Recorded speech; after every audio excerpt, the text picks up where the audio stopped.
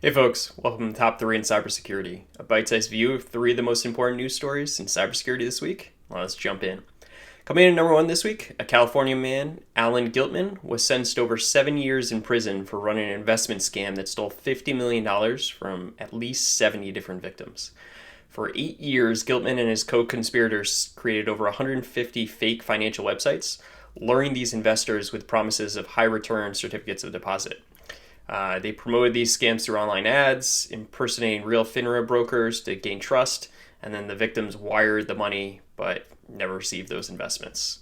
These stolen funds were then funneled through international accounts, VPNs, all sorts of different activity to hide these assets, and luckily he was caught.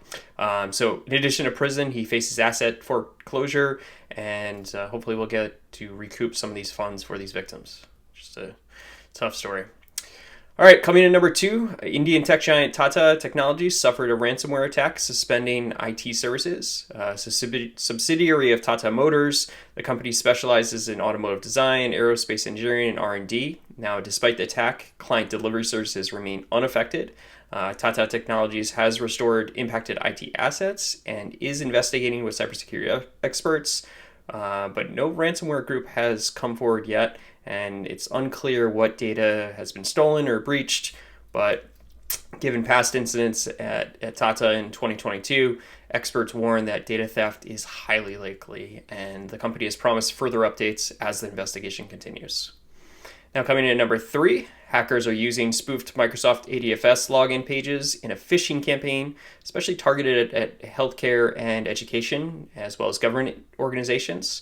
Discovered by Abnormal Security, the attack has already targeted at least 150 different organizations, and these attackers send fake IT emails urging the users to log in, update their security settings, leading them to a phishing page that looks identical to their real ADFS portal, and the victims unknowingly enter their credentials and MFA codes, which then allows attackers to access corporate email accounts for further attacks or financial fraud. So to protect against this, experts recommend switching to a modern authentication using Microsoft Entra or some phishing-resistant technologies like passkeys. I think it's time to move on from ADFS. It's definitely past its time. All right, I hope everyone's enjoyed this top 3 this week, and we'll catch everyone next week.